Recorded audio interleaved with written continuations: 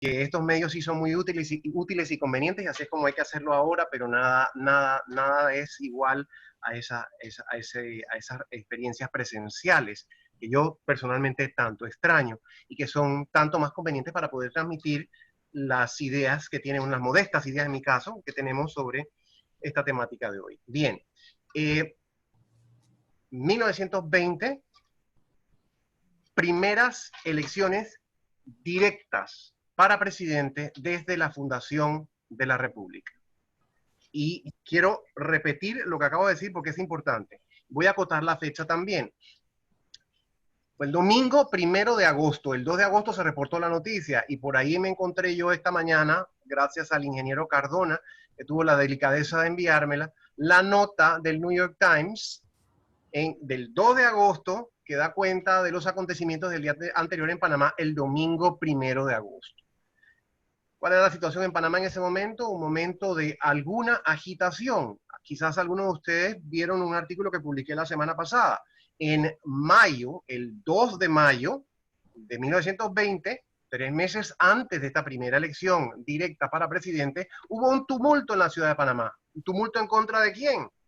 Nada menos que del general Pershing, gran héroe de la Primera Guerra Mundial, general estadounidense. Pershing, que vino a Panamá de visita, esperó encontrarse con una recepción muy amable de parte del pueblo panameño, y lo que se encontró fue con una turba enardecida que protestó en contra de su presencia y le impidió el paso a uno de los agasajos que había en su lugar, en su honor, porque se rumoraba que el general Pershing venía a presionar al gobierno de Panamá para que cediera en su totalidad la isla de Tabuga. Escribí al respecto de eso la semana pasada. Entonces, esto nos indica un poquito cuál era el contexto. El contexto era el de un país que estaba totalmente supeditado en ese momento, yo no diría ni siquiera a la hegemonía, diría a la dominación de Estados Unidos en ese momento. Estados Unidos tenía una injerencia directa en nuestros asuntos internos, como la tuvo hasta la década de 1930, hasta los años de 1930. Ese era el contexto, pero también había un contexto de efervescencia social, de creciente y naciente efervescencia social en Panamá. Y en ese contexto, el 1 de agosto, domingo 1 de agosto de 1920, se celebran las primeras elecciones directas para presidente desde la fundación de la Segunda República en 1903. Una vez más, recalco los elementos importantes. Primera elección directa para presidente desde la fundación de la Segunda República. Y recalco esto porque en el siglo XIX tuvimos la Primera República. La Primera República la tuvimos entre 1840 y 1841. La que se fundó en 1903 es la Segunda República. Y yo creo que es fundamental que los panameños seamos muy conscientes de este elemento histórico y lo tengamos siempre presente, sobre todo para contrarrestar a quienes dicen que somos una invención de Wall Street, una invención de Washington. Nuestras raíces sociales, nuestras raíces históricas, nuestras raíces culturales, nuestras raíces políticas y jurídicas se remontan al siglo XIX. Y nuestro republicanismo comenzó también en el siglo XIX. Esto es muy importante tenerlo en cuenta. Bien, ¿cuál es el contexto jurídico? Y aquí es donde los juristas de la sesión de hoy podrán abundar, contribuir y corregirme. El contexto es básicamente la Constitución de 1904, sancionada por la Junta Provisional de Gobierno el 15 de febrero de 1904. ¿Qué disponía esta Constitución al respecto de elecciones?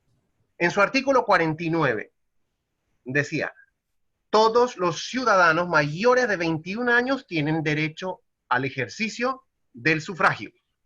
Había excepciones muy básicas y muy minoritarias, diría yo. La interdicción judicial o la inhabilitación judicial, que son dos condiciones distintas, pero esas son las dos condiciones que impedían el ejercicio del sufragio por ciudadanos mayores de 21 años. Y acto seguido, decía el artículo 49, la ley podrá disponer que determinadas elecciones se verifiquen a 2 grados. Es interesante la terminología. La ley, decía la Constitución, la ley podrá determinar que ciertas elecciones se verifiquen a 2 grados. Bien, la ley no tardó en venir. La propia Convención Nacional Constituyente, ejerciendo funciones de Asamblea Nacional, dictó la Ley 89 de 1904 el 7 de julio de ese año. Esa ley dispone en su artículo primero lo siguiente: hay dos clases de elecciones populares, directas e indirectas. Las directas, dice el artículo, son para consejeros municipales, después se llamaron concejales. La dictadura militar destruyó ese sistema con su constitución de 1972 e instauró el sistema clientelista y terrible de los representantes de corregimiento, pero antes lo que teníamos eran concejales o consejeros municipales, y esto, según la ley 89 de 1904, se elegían directamente por los ciudadanos.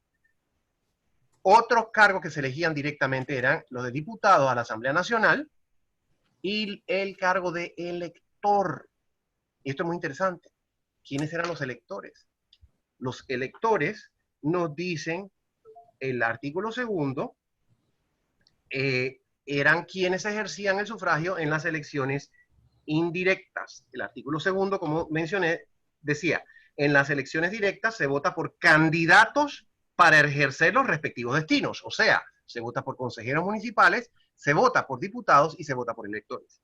En las elecciones indirectas se vota para electores o funcionarios que a su turno votarán por dichos candidatos. O sea, para presidente de la República, que era la elección que se realizaba indirectamente bajo la Constitución bajo el régimen de 1904, tanto la Constitución como el sistema electoral.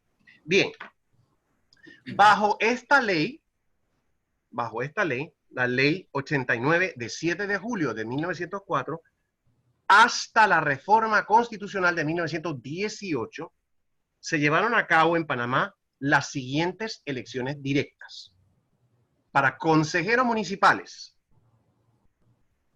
en 1904, 1906, 1908, 1910, 1912, 1914, 1916 y 1918. 8 elecciones directas para consejeros. En aquel momento, los integrantes de los consejos municipales se elegían cada 2 años, me parece una medida muy sana, para mantener esa rotación importante en uno de los cargos que está más cercano a la población general. 8 para consejeros municipales, 4 elecciones para diputados a la Asamblea Nacional, en 1906, 1910, 1914 y 1918. Allí van 2 elecciones, consejeros más diputados, y 3 elecciones para electores, en 1908, en 1912 y 1916.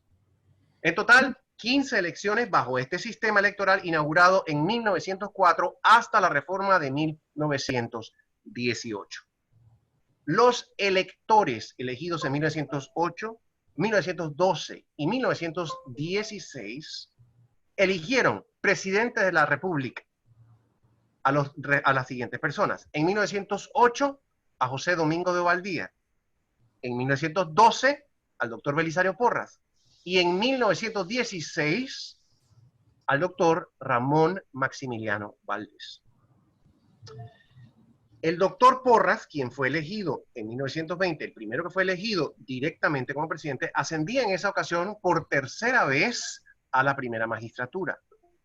El doctor Porras, como acabo de decir, había sido presidente en 1912, elegido por los electores, o sea que había sido indirectamente elegido a la presidencia de la República. En 1918 ejerció como primer designado encargado del Poder Ejecutivo durante 1 año y tantos meses, y para ese destino fue elegido por la Asamblea Nacional según la Constitución de 1904, que indicaba que los vicepresidentes de la República, no había vicepresidentes, había lo que se llamaba designados. Se elegía solamente al presidente, y para reemplazar al presidente en sus ausencias había 3 designados, y los 3 designados eran elegidos por la Asamblea Nacional por periodo de 2 años. Entonces, el doctor Belisario Porras fue elegido primer designado en 1918, el doctor Valdés había muerto en junio, me parece que fue, de 1918, y tocaba elegir primer designado para reemplazar para ocupar la presidencia de la República o el Poder Ejecutivo, y el doctor Porras fue elegido para ese destino en septiembre de 1918 y empezó sus funciones el 1 de octubre de 1918 como primer designado encargado del Poder Ejecutivo. Y en 1920 fue elegido, como queda dicho, como, directamente como presidente de la República. Entonces el doctor Porras ascendió en 3 ocasiones a la presidencia de la República, las 3 por una metodología electoral distinta. La primera vez mediante el voto indirecto de los electores, la segunda vez por la Asamblea Nacional como primer designado encargado del Poder Ejecutivo, y la tercera vez como presidente de la República elegido directamente por la población. Bien, el acto legislativo de 1918. En realidad, conforme a la Constitución, fueron 2 actos legislativos los que reformaron la Constitución. Un acto legislativo aprobado, quizás está mejor dicho de la siguiente forma, un acto legislativo aprobado en 2 etapas. Primero, el 15 de marzo de 1917 y segundo, el 26 de diciembre de 1918. Este acto legislativo en 1918 añadió al artículo 49 sobre elecciones un tercer párrafo. Y el tercer párrafo dice así: la elección de presidente de la República se hará siempre por el voto directo de los ciudadanos.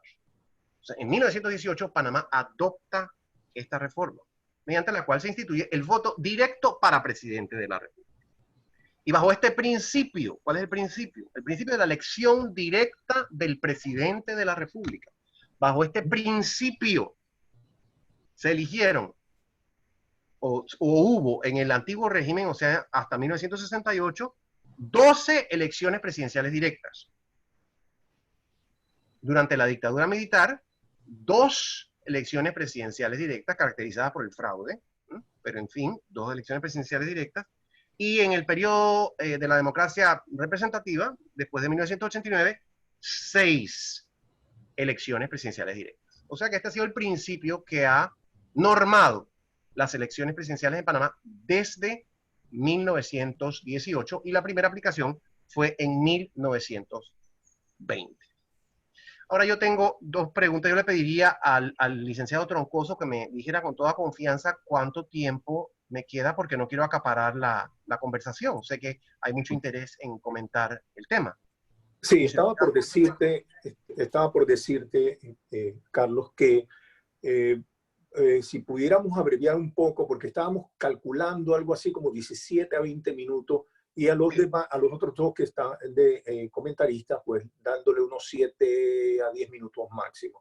Sí. Cosa de que no que mantener esa atracción para que puedan seguir estando con nosotros, y estamos en el momento y en el modo historia.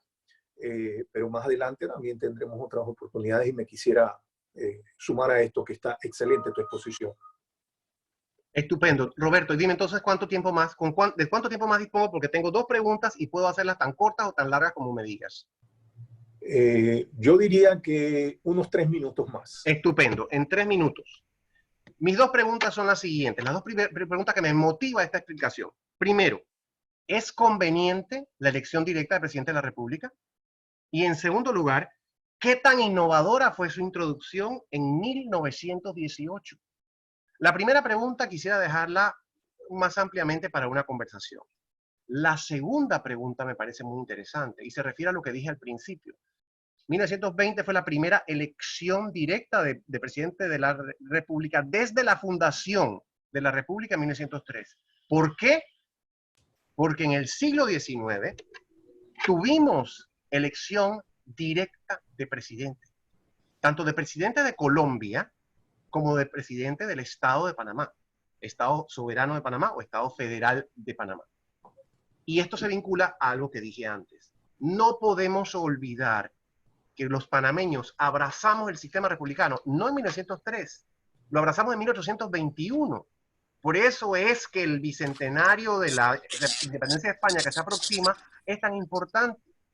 Es el momento en que decidimos abandonar el sistema despótico, la monarquía despótica de España por el sistema republicano. Y esto es importantísimo. Bajo ese sistema republicano, inicialmente había elecciones indirectas para presidente. Pero a partir de 1853, como resultado de un movimiento liberal que abarcó a Colombia, incluyendo a Panamá, tuvimos un periodo de 30 años, 3 décadas, durante el cual, además de un amplio liberalismo en otros sentidos, amplias medidas liberales en otros sentidos, se eligió directamente al presidente de Colombia como al presidente del Estado de Panamá. Entonces ya habíamos tenido una experiencia en el siglo XIX. Y a mí me parece que esto es importante y es fundamental recuperarlo. Creo que con eso abarco los 3 minutos que me permitiste, Roberto. Tendría muchas otras cosas que agregar, pero no quiero monopolizar la conversación. Así es que concluyo allí por este momento.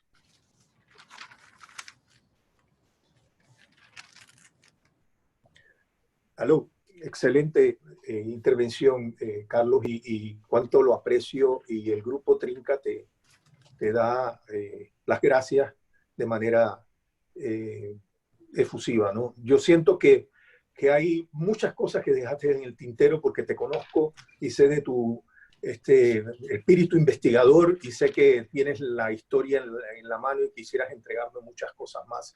Quiero pasar ahora a algunos de los comentarios que van a tener tanto Tato Ledesma como señora Maribel Cuervo.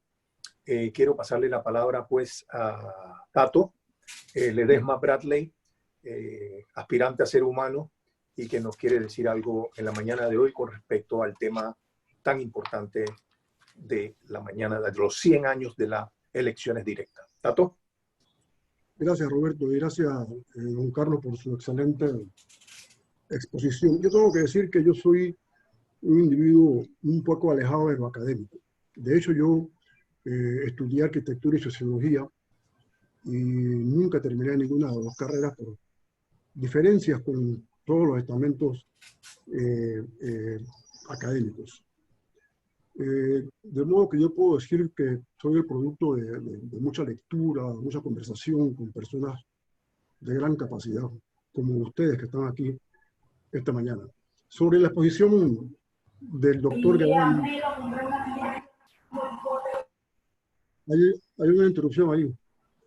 Hola, ¿estoy en el aire? Sí, te escuchamos. Sí, ya pasó, ya pasó. Sobre la exposición del doctor Guevara Mann, quería decir que es un recuento histórico muy bien estudiado. Ciertamente ocurrieron cosas allí que fueron definiendo nuestro afán democrático. Yo soy de los que sostienen que nunca, yo creo que nunca ha habido democracia. Y efectivamente, la llegada del general Pechin estuvo en Panamá, vamos a decir, boicoteada, porque ya en Panamá desde 1915-16 había la formación de grupos de pensamiento distintos a los republicanos clásicos. Recuerden que estaban surgiendo los movimientos femeninos.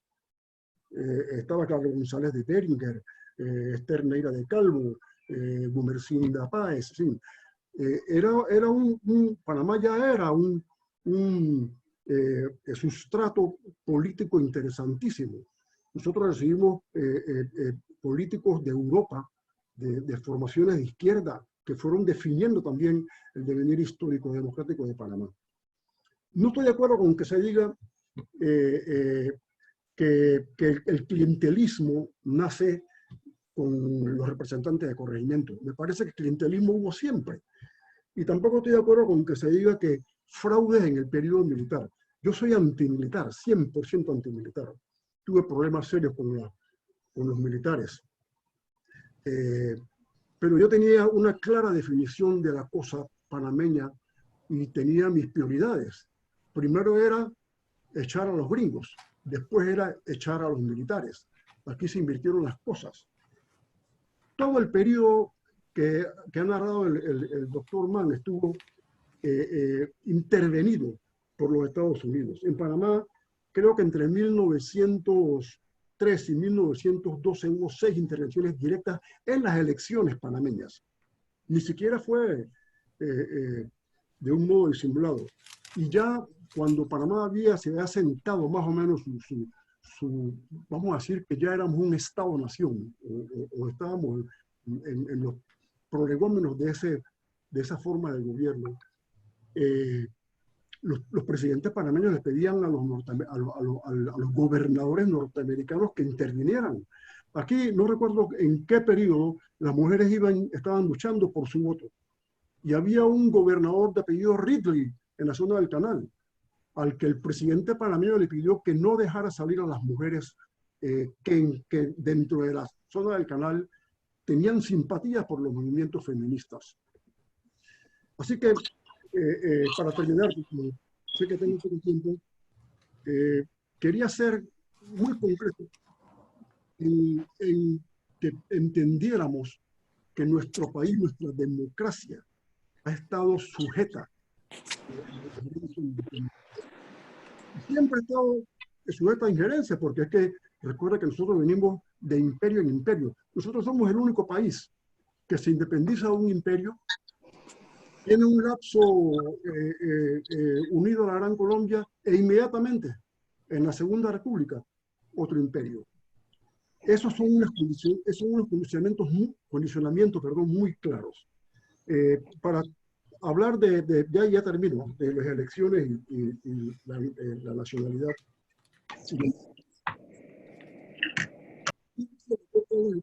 Que fueron 12 elecciones. De las 12 elecciones esas, para que hablemos de fraudes, doctor Guevara, de las 12 elecciones, la única elección en la cual se puede decir que no hubo fraude es la que presidió Ernesto de la Guardia, precursor del Tribunal Electoral. Todas las otras elecciones fueron fraudulentas. Los liberales se apoderaron del proceso histórico democrático durante no sé cuántas elecciones. Quiero decir que el récord lo tiene el Tribunal Electoral actual. 6 elecciones, 3 referéndums, transparencia total. La identidad del elector y la identidad nacional salvaguardadas de forma institucional durante 28 años. Gracias.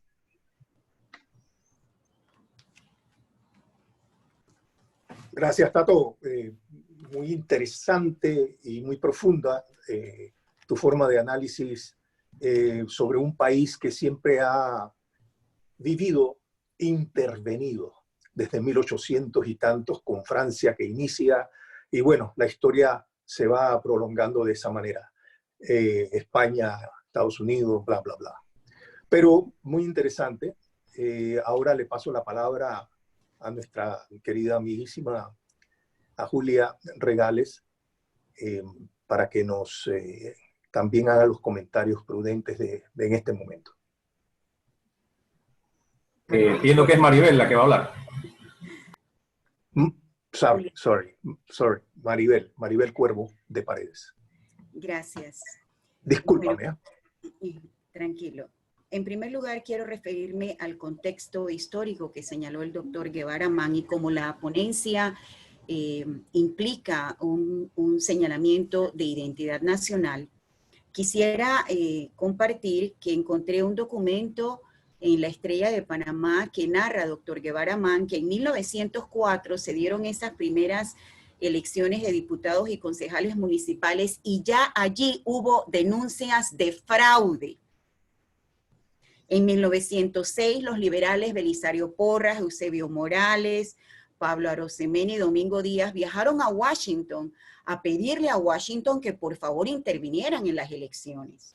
Ese es parte del contexto de esa vocación de elecciones que tenían los panameños. Pero en 1908, las elecciones presidenciales, Roosevelt le advertía a Manuel Amador Guerrero que los Estados Unidos no querían esa misma actividad fraudulenta que caracterizaba las elecciones panameños. Y me encontré también que Manuel Amador Guerrero, cuando ganó el conservador José Domingo de Ovaldía, no fue a la toma de posesión, porque estaba disgustado porque su candidato era Ricardo Arias del Partido Constitucional.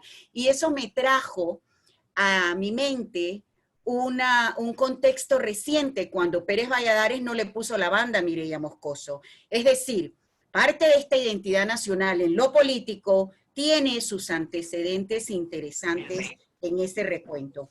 Con relación a la efervescencia social que usted plantea, es importante señalar que siempre hemos tenido físicamente, y si no físicamente, como un halo, como camisa de fuerza a los Estados Unidos detrás de cualquier decisión política nuestra, y eso no ha cambiado.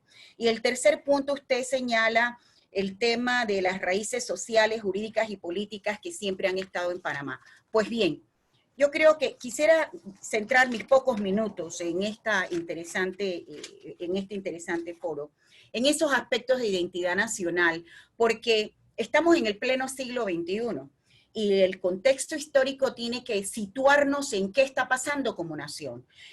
Tato planteaba que surgían los movimientos de mujeres en el siglo XX, a inicios del siglo XX, mediados del siglo XX, pero ¿aquí tenemos identidad nacional? Yo pienso que no, de la misma manera que pienso que no tenemos democracia. Y no tenemos identidad nacional porque los movimientos, así como Tato señalaba, de feministas no estaban incluidos y empezaron los movimientos populares, los movimientos sociales, los movimientos de los trabajadores, los movimientos indígenas han sido repudiados y rechazados siempre. Ya Aristóteles decía que la oligarquía entraba en conflicto con la plebe, producto de las disputas por la corrupción. Pero Erich Fromm lo señala siglos después, cuando dice que el Estado colapsa precisamente porque el gobernante se despoja, ignora a esa plebe. Entonces, identidad nacional. ¿Qué tenemos hoy? Una falta de liderazgo, una identidad marcada por el marketing político o por los influencers de moda. Tenemos una identidad nacional, nos podemos jactar, sí, de tantas elecciones presidenciales, pero ¿para qué? ¿Qué es lo que tenemos hoy por hoy como país? ¿Cuál es la democracia que tenemos? La lucha reivindicatoria del canal, con gente tan preclara como Betito Quiroz Guardia, como Jorge Illueca, como Carlos Iván Zúñiga, como recientemente se nos fue Marcos Gandásico, el extraordinario Raúl Leis.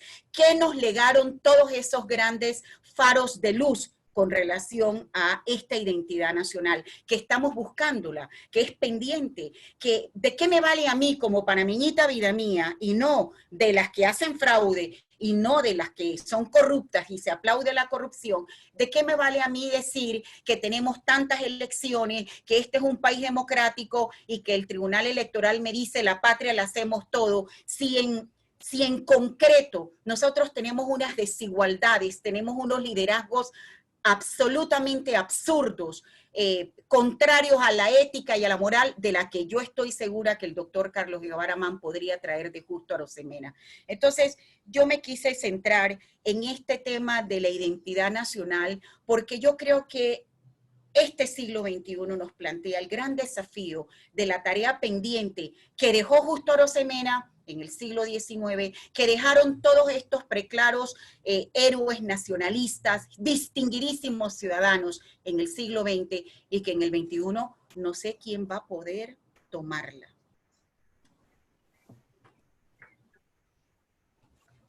Gracias, Maribel Cuervo, y te pido nuevamente mil disculpas.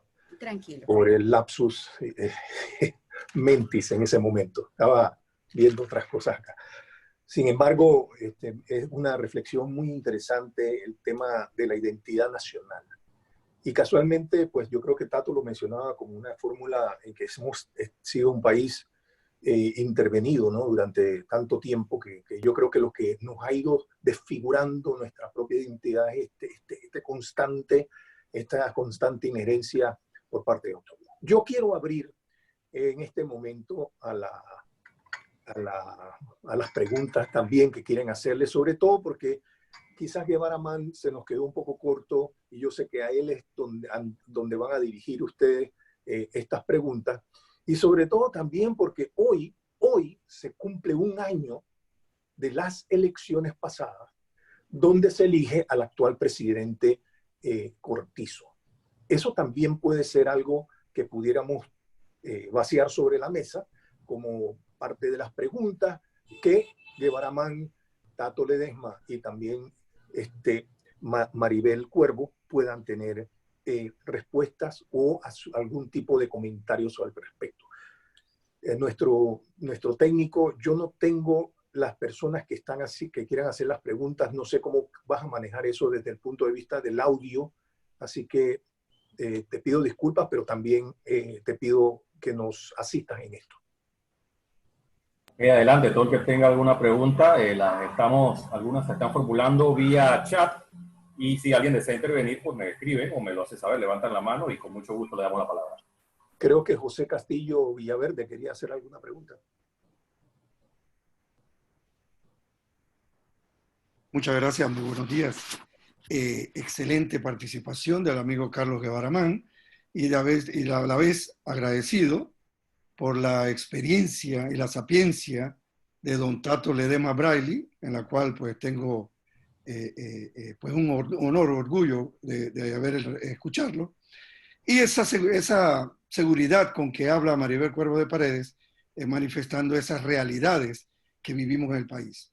La pregunta es para Carlos. Carlos, cada 5 años existe la Comisión de Reformas Electorales. Tenemos nuevas reglas cada 5 años. Queremos reinventar el Estado de Derecho de nuestro país a través de elecciones. Y no pasamos de lo mismo. No hacemos una transformación, una reforma real, por ejemplo, elegir gobernadores con sus recursos y estructuras necesarias, eliminar los representantes de corregimiento. Recuerdo cuando estaba muy joven, escuché decir los 505 señores, no voy a decir la palabra, y volver a esos concejales, elegir diputados provinciales y, ¿por qué no?, hasta nacionales. ¿Qué opina usted sobre esa situación que vivimos electoralmente? Muchas gracias. Agradezco al moderador por su conducción tan esmerada del debate y los comentarios tanto de Guillermo Ledesma como de la licenciada Cuervo de Paredes. Muy agradecido por eso y por la consulta del señor Castillo. Yo creo que no se aprovecha la oportunidad que hay para verdaderamente democratizar el sistema electoral. Me parece que esto sucede porque hay que entender el sistema panameño de la actualidad como una partidocracia. ¿Qué es una partidocracia? Es un sistema que está sojuzgado y controlado, es un sistema competitivo, no cabe la menor duda, y es un sistema preferible a un sistema de dictadura donde no hay elecciones o donde hay elecciones total y completamente amañadas y predeterminadas. Pero es un sistema que dista de lo ideal porque está controlado por las cúpulas de los partidos políticos, y eso es lo que tenemos en Panamá en esta actualidad. Entonces, en la medida en que no se logre democratizar, no se van a hacer las reformas que verdaderamente se necesitan. Usted menciona algunas de ellas. Aquí es indispensable reconfigurar el sistema de elecciones para diputados. Esto no puede seguir, porque vamos a seguir con este mismo sistema de clientelismo abominable que tenemos. Y eso tiene su génesis en el sistema de representantes de corregimiento, como usted lo acaba de señalar también. El sistema de representantes de corregimiento que la dictadura impuso en el 72, eliminando el sistema de concejales. Y ahí quiero referirme a un comentario que hizo el señor Ledesma, el licenciado Ledesma. Yo no dije que el clientelismo nació en 1972. Yo dije que el sistema de representantes de corregimiento del 72 es un sistema clientelista. Y esa es la base de la putrefacción de nuestro sistema político de hoy, ¿no? El clientelismo, evidentemente, que tiene raíces que se remontan hasta el siglo XIX. Y en este sentido también quisiera mencionar algo en relación con el muy atinado comentario que hizo la licenciada Cuervo de Paredes. No es solamente que las elecciones en el siglo XX fueron fraudulentas, es que las elecciones en el siglo XIX fueron fraudulentas también. Tenemos una tradición de fraude, esa es nuestra historia. Pero al mismo tiempo, licenciada Cuervo de Paredes, usted que habla acerca de identidad nacional, yo creo que es importante que tengamos esa película clara. Hay una tradición de fraudes, hay una tradición de trampas, hay una tradición de clientelismo. Sin embargo, nosotros abrazamos el sistema republicano en 1821 y adoptamos las elecciones directas para presidente con sus cosas buenas y sus cosas malas. Lo bueno, una mayor participación en la definición de quién gobierna. Lo malo, toda esa tradición de fraude y clientelismo de que hablamos. Sus cosas buenas y sus cosas malas las adoptamos en 1918. Estados Unidos, la principal democracia del mundo, autoproclamada la principal democracia del mundo, que instituyó el sistema republicano, que sirvió de modelo para el nuestro, en 1787. ¿Cuándo ha tenido elecciones directas para presidente? Todavía no las tiene. Entonces, cuando yo sugerí, dije yo que había dos preguntas importantes, una que tenía que ver con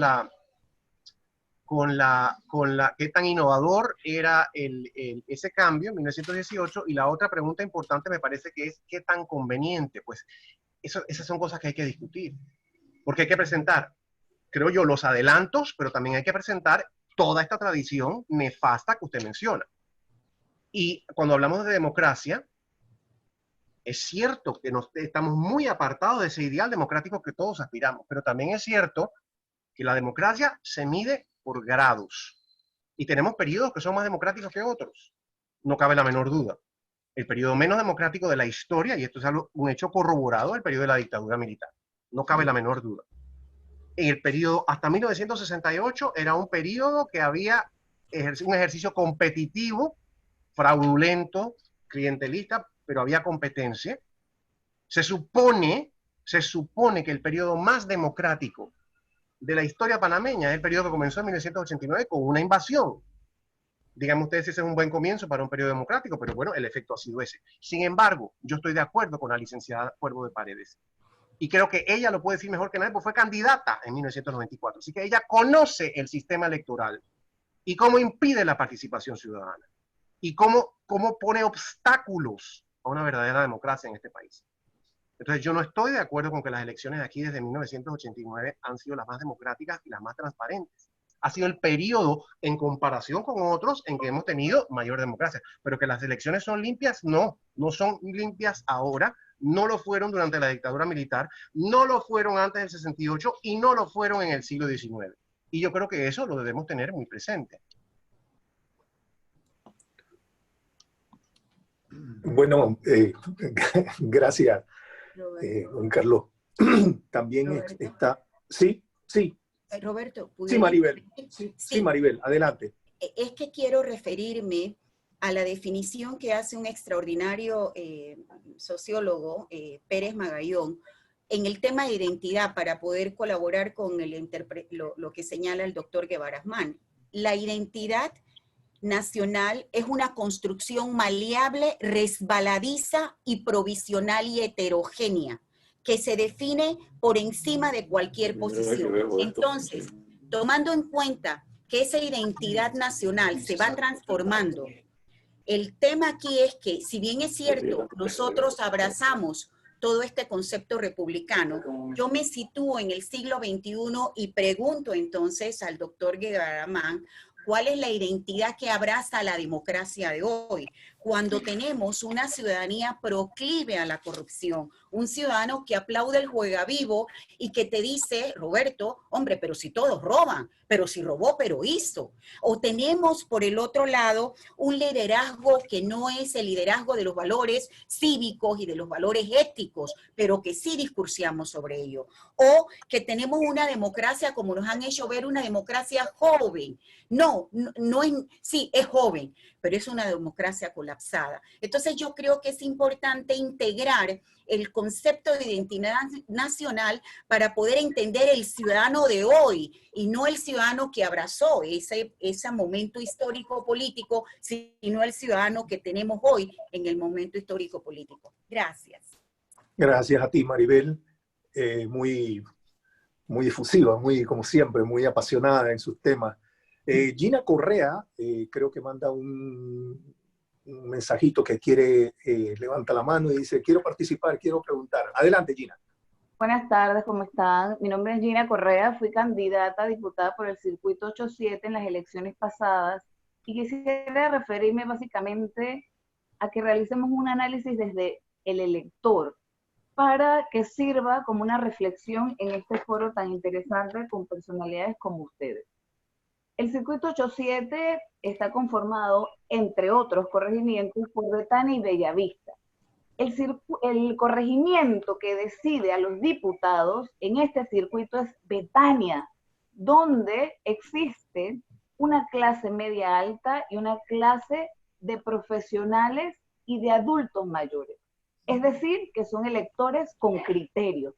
Y sobre todo pudiéramos decir que con criterios morales de alto estándar. Pero ¿cómo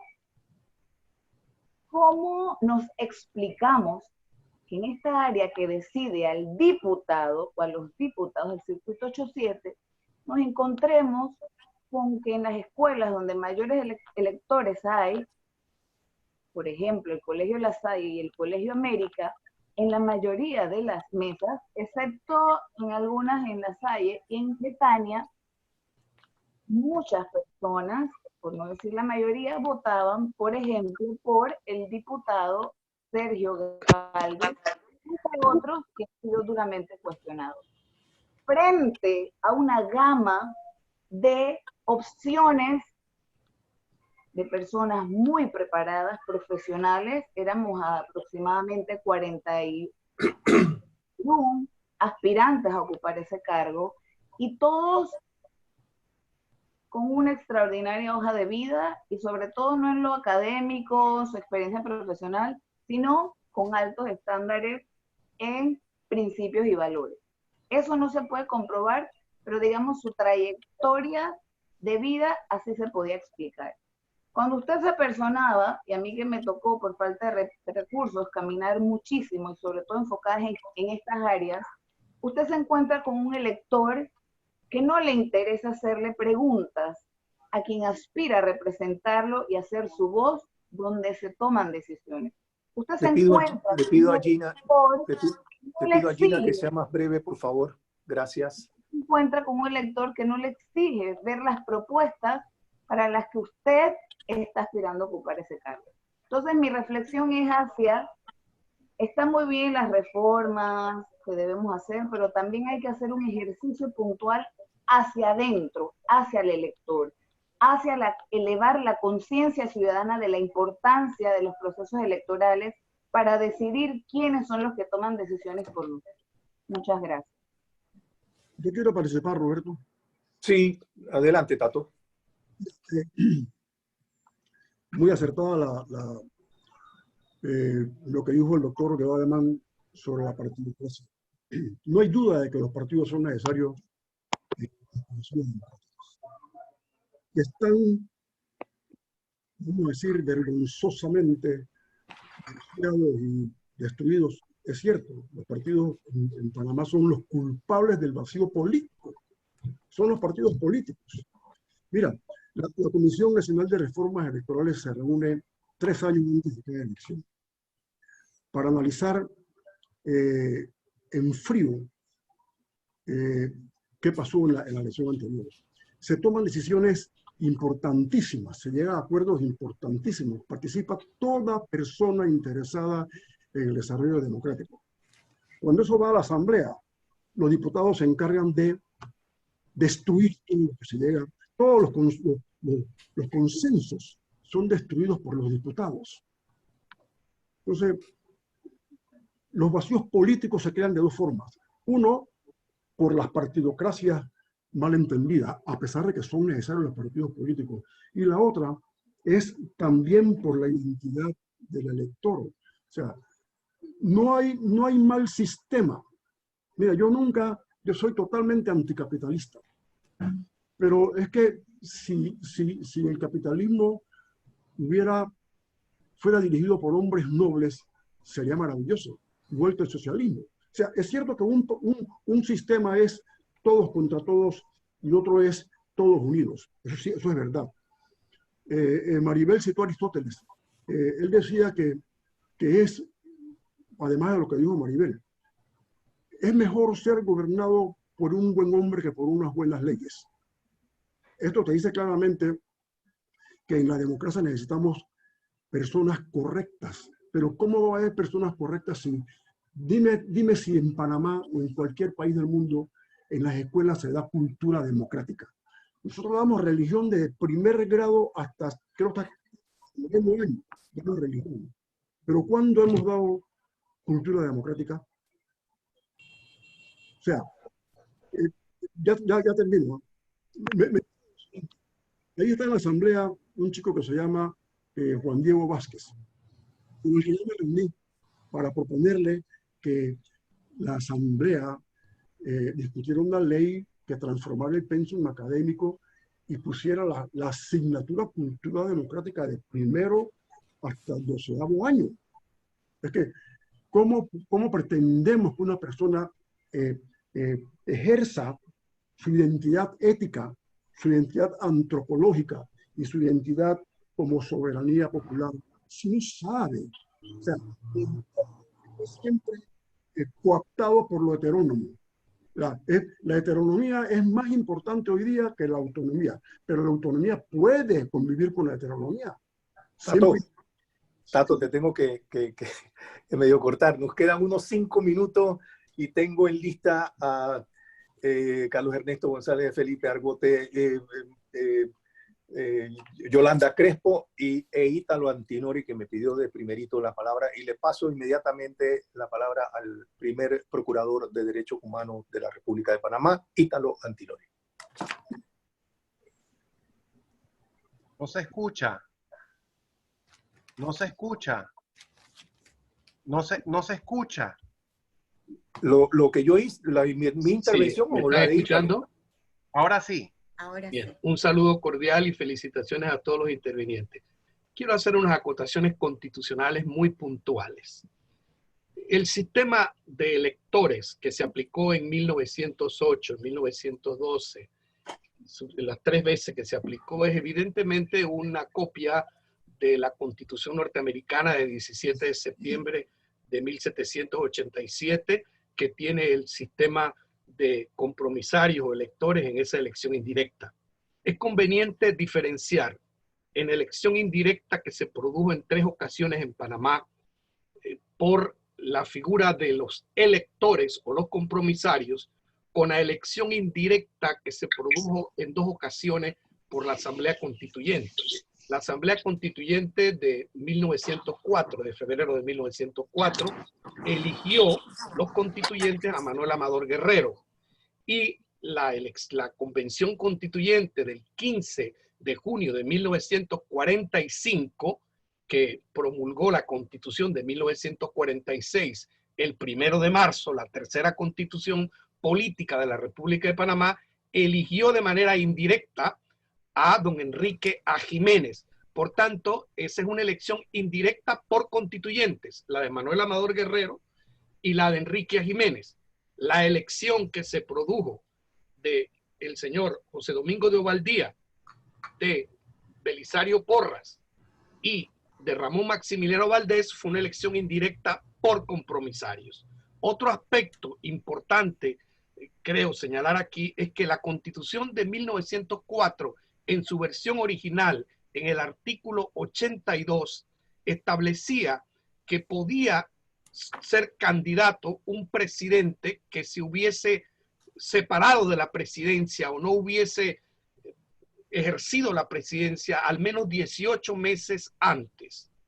Eso fue la fórmula que utilizó por tercera ocasión don Belisario Porras en 1920 en el artículo 82. Ese artículo estuvo vigente hasta una reforma constitucional de 1928 promulgada y promovida por el presidente que reemplazó a Porras en el tercer mandato, que fue don Rodolfo Chiari, que eliminó esa figura y eliminó la posibilidad de una reelección separándose 18 meses antes. Ese es un aspecto fundamental que queríamos señalar, que la Constitución de 1904 por eso permitió la posibilidad de que Porras participara en esa tercera elección utilizando la figura que establecía la Constitución en el artículo 82, que repetimos, fue reformada en 1928, que se eliminó esa posibilidad. Otro aspecto que nosotros queríamos señalar es que se habló en un momento dado, y voy a ser bien preciso, de la intervención de Estados Unidos en Panamá. Debemos tomar en cuenta que la Constitución de 1904, en el artículo 136, facilitaba la intervención de los Estados Unidos en Panamá, y que esa intervención fue eliminada de manera radical por el doctor Arnulfo Arias en la Constitución de 1941. Debo ser justo, no soy de ningún partido político, pero las cosas hay que señalarlas como son. Otro aspecto importante es que la Constitución de 1904, en el artículo 141, permitía que el primer presidente de Panamá pudiese ser un extranjero que hubiese participado en la separación de Panamá de Colombia. Por eso Manuel Amador Guerrero pudo ser presidente de Panamá. Y en ese intríngulis de 1920 y 1916, y lo sabe el doctor Guevara Mann porque lo hemos conversado en muchas ocasiones, y muchos de los que nos están escuchando, hubo muchísimas presiones políticas porque muchos sectores querían a Eusebio A. Morales como candidato a la presidencia de la República. Quisieron reformar el artículo 70 de la Constitución de 1904, original, que decía que para ser candidato a la presidencia debía ser panameño por nacimiento. Querían eliminarle aquello de por nacimiento, pero no prosperó esa reforma constitucional. Se mantuvo el panameño por nacimiento y, como todos sabemos, el genial Eusebio A. Morales no era panameño por nacimiento, sino que era colombiano y solamente podía ser presidente, el primero presidente que hubiese participado en la separación de Panamá de Colombia. Son estos aspectos constitucionales que quiero dejar y hago punto final porque hay muchas participaciones. Una vez más, felicito a todos los intervinientes, al expositor y a los comentaristas y a los organizadores. Un abrazo caluroso a todos los que nos están escuchando. Gracias, Ítalo. Estamos ya prácticamente en el punto final. Agradecemos tu comentario. Yolanda Crespo me pidió la palabra hace algún ratito. Quiero darle un varón, una dama, pero también creo que la limitación en el tiempo, a mí ya me están jalando las orejas. Yo creo que este es un tema que este conversatorio era para mucho más y da para mucho más. Doña Yolanda.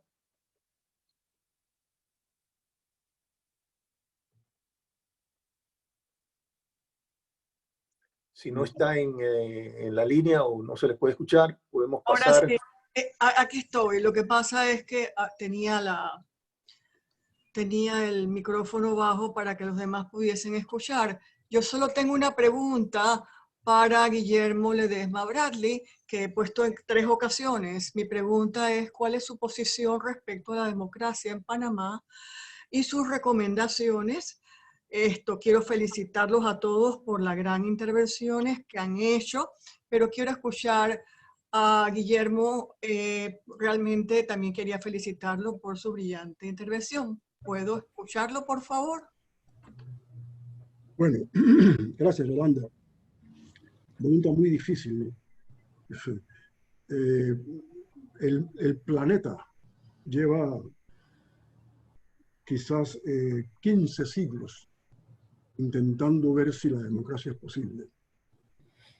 La especie humana tiene 900.000 años de nomadismo y apenas 12.000 o 15.000 años de ser sedentaria. Y siempre, desde lo que dice Roberto es importante. No tenemos tiempo para exponer, pero bueno, voy a ver cómo puedo hacerlo. Yo creo que desde que andábamos por las estepas ya había unos intentos de democracia.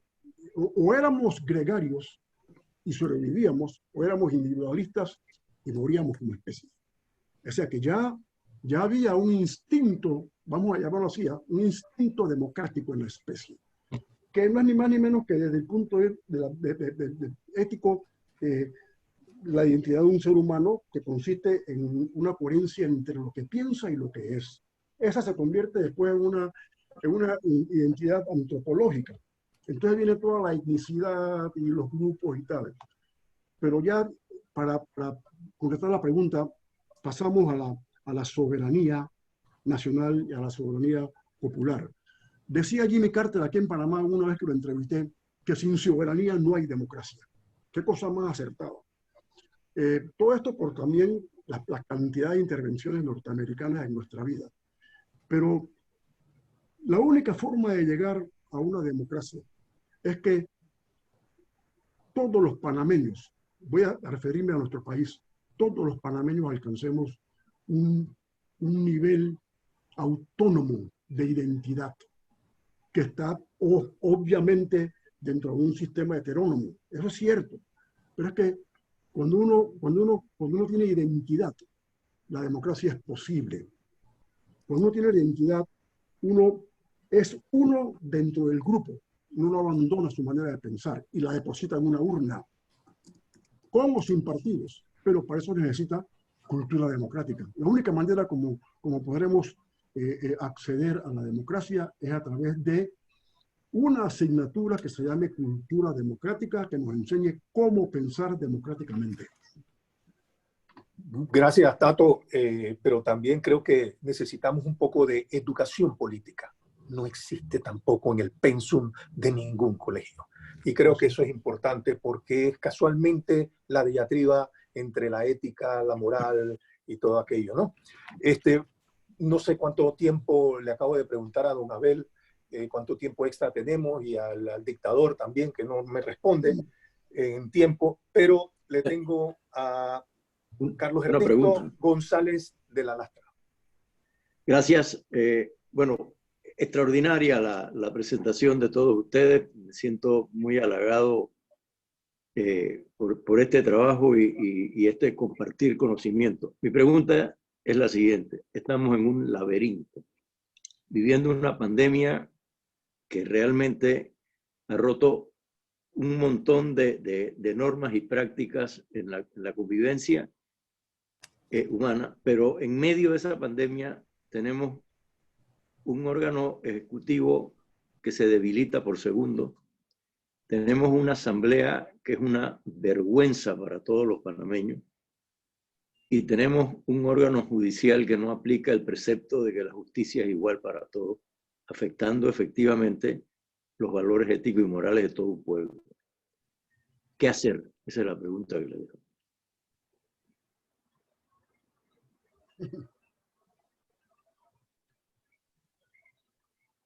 Carlos Ernesto, ¿a quién va dirigida? ¿A quién va dirigida? Yo creo que Maribel es una excelente oportunidad para que ella... Me gustaría que la contestara Carlos Guevara, quien ha estado muy pendiente de los desarrollos sociales y éticos de Panamá, ¿no? ¿Qué hacemos? ¿Qué hacemos como pueblo, como nación? Voy a hablar muy brevemente porque también el licenciado Troncoso atinadamente sugirió que la licenciada Fuego de Paredes interviniera.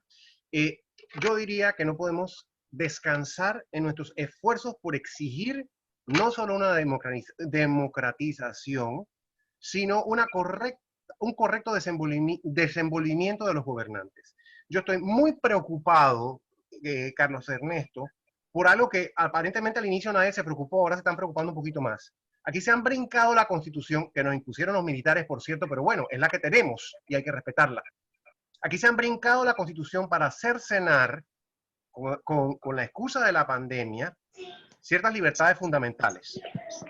Yo comprendo y no estoy en desacuerdo con que en momentos de urgencia hay que tomar medidas urgentes, pero la Constitución tiene un mecanismo para lograrlo y ese mecanismo no se ha observado. Yo creo que ese ha sido un error grandísimo y gravísimo del gobierno, y yo creo que los ciudadanos tenemos que exigir. Es en ese tipo de actuaciones en que debemos continuar siendo vigilantes y exigirles un correcto proceder. No podemos permitir que nos pisoteen, ni que nos maltraten, ni que se burlen de nosotros de la manera como lo están haciendo. Evidentemente que hay que tomar medidas para proteger la salud de la población, pero eso no significa que hay que violar la Constitución. Y eso no significa que hay que atropellar los derechos ciudadanos. Se pueden hacer las dos cosas. Muy bien, Carlos, y le quiero pasar la palabra a Maribel, dándole la buena nueva de que tenemos hasta las 12:25. Así que, Maribel, te entrego a Panamá. Gracias, Roberto. Gracias, Carlos. A los dos, Carlos. Bueno, creo que el desafío que tenemos como nación es muy grande. Y todos lo sabemos. La pregunta que hace Carlos González de la Lastra es una pregunta que se hace a todo el mundo y se la hacen los ciudadanos conscientes de el desafío que tenemos como nación. Tenemos una realidad lacerante que indigna, porque nosotros no tenemos liderazgos ejemplares. Hombre, hay liderazgo, ese que te lleva a las elecciones cada 5 años, producto del marketing político o producto de contratar a grandes expertos en política internacional. Pero yo hablo del liderazgo que Carlos Guevara Mann conoce muy bien, de un Justo Arosemena. Estamos 2 siglos después y todavía lo traemos a colación. Entonces, ese liderazgo ético, ejemplar, ese liderazgo progresista, abarcador, no excluyente como los que tenemos ahora, ser aquí de la clase trabajadora, de los movimientos sociales, feministas o cualquiera otros de las expresiones sociales, es expulsado por los grupos de poder del país. Y no queremos verlo. Entonces, frente a este desafío que tenemos como nación, la pregunta, a ver, todos tenemos la respuesta. Aquí hay una conducta proclive al delito.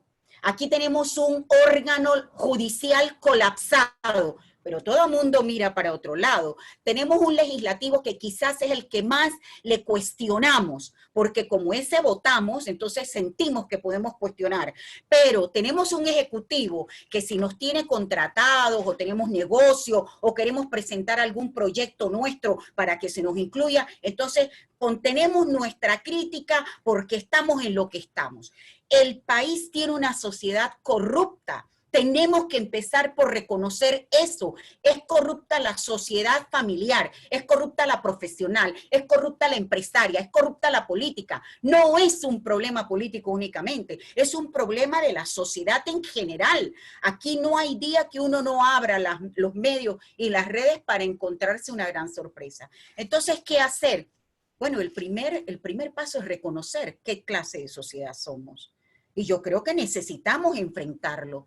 Lástima que ya no tenemos a un Raúl Leis, ya no tenemos a Gandásegui. Necesitamos los sociólogos, necesitamos los antropólogos, necesitamos la gente desprendida que quiera llevar. Ya nosotros, los que estamos en este foro, ya nosotros dimos una cuota y nosotros cargaremos con nuestros errores, porque hemos tenido cada uno de este foro errores.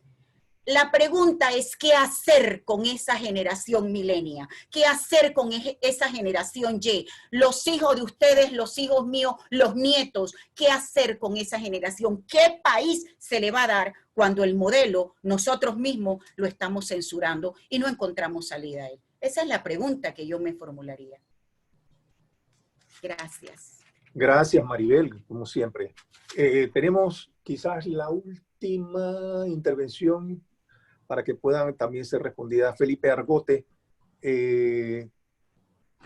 gracias. Para tu oportunidad. Gracias y felicidades, Carlos, Maribel, Guillermo, fabulosa la intervención.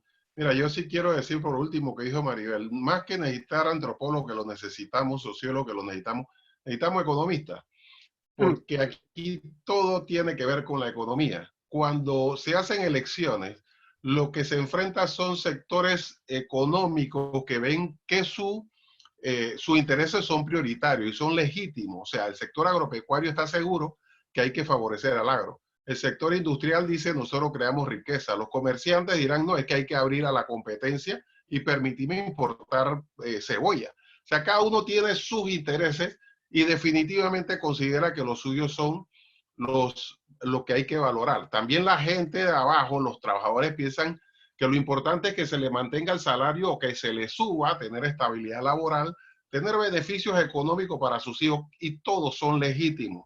El problema es que cuando no hay institucionalidad, estas confrontaciones que son sanas se dañan, se pierden, y entonces los partidos se vuelven compradores de votos. O sea, la gente, antes hablábamos del político que decía, pues, hago el puente, y digo, no, es que aquí no hay río, bueno, te hago el río, pero eso ya no se dice, ¿y sabe por qué? Porque la gente se volvió prepago. O sea, ahora no me prometas un río ni un puente porque no me lo hiciste, ahora dámelo por adelantado algo y yo me comprometo a darte el voto porque ya no te creo. Y el sistema compró eso, y el perfil del sistema es eso. Si el perfil es ese, tú no puedes esperar que la gente vote a la inversa, si ese es el sistema que le entregamos. Por eso un bolota sale de diputado con 4,000 votos. mientras Juan Diego saca 33.000. O sea, y los dos son diputados.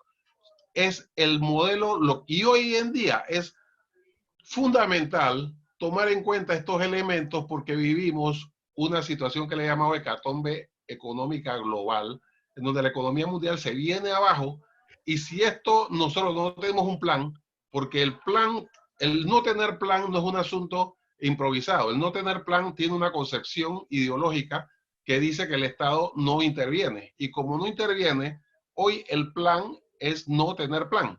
Y por eso vemos improvisaciones que sale una cosa un día y otra sale otro, porque el plan no existe.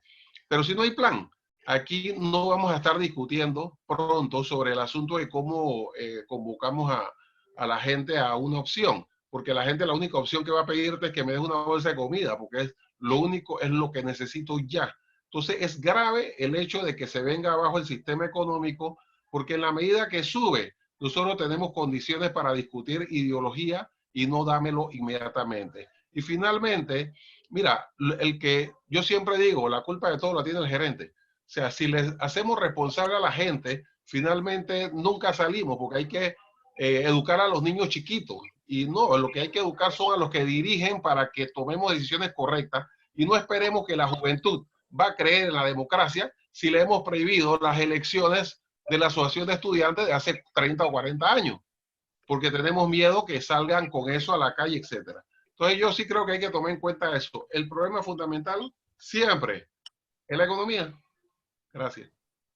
Gracias a ti, Felipón, como siempre, desde tu punto de vista, desde tu profesión, economía, siempre muy acertada, y de eso también dan muestra los medios de comunicación social.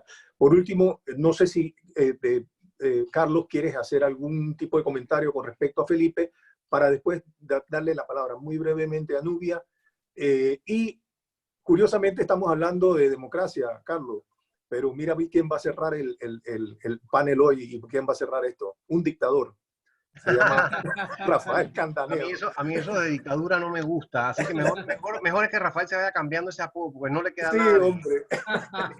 Un par de observaciones nada más con respecto a lo que dice el señor Argote. Yo estoy totalmente de acuerdo que es importantísimo tener un conocimiento en economía, y el aporte técnico que pueden hacer los economistas es fundamental, pero coincido con Maribel Cuervo, tiene que ser también un aporte humanístico. De otras disciplinas como la antropología, disciplinas como la sociología y disciplinas como la historia. Y aquí quiero hacer esta breve conexión con algo que señaló Maribel. Maribel está preocupada por la situación de la actualidad. Y un poco lo que la escucho decir es, bueno, ¿de qué nos sirve todo ese pasado? Porque lo que importa es el presente, porque el presente es lo que nos va a ayudar a definir el futuro, y el presente no es halagüeño y el futuro menos. Pero yo sí creo que es muy importante explorar, recuperar y justipreciar el pasado. Maribel habló acerca de identidad nacional, dijo que era fluida, eso es evidente, voluble, maleable, que hay muchos elementos que intervienen, algo no se puede concretar. ¿Y de qué consiste la identidad nacional? Es algo que es difícil de precisar, pero yo sí creo que hay algunos elementos que nos definen. Yo no creo que nadie en Panamá, a no ser que sea un loco furioso, esté de acuerdo con instituir un sistema político al estilo de Corea del Norte. No creo, ¿no? Entonces, yo creo que ahí hay un elemento importante. Nosotros tenemos el chip de república metido aquí hace 200 años. Y tenemos el chip de las elecciones metidos aquí hace 200 años, que son fraudulentas, cierto, que son corruptas, cierto, que son clientelistas, cierto. Pero eso es mejor que no tener elecciones. Y yo no creo que nadie estaría dispuesto a reemplazar el sistema actual por un sistema en que no hubiese elecciones. Y yo creo que eso es importante. Entonces, ¿cuál es el reto nuestro ahora? Trabajar a partir de eso, de esa tradición histórica que confluye en nuestra identidad nacional, para mejorar el sistema electoral, para mejorar el sistema democrático. Es un reto enorme. Pero la historia nos muestra que hace 200 años abrazamos ese sistema republicano. Y yo creo que eso es un avance importante.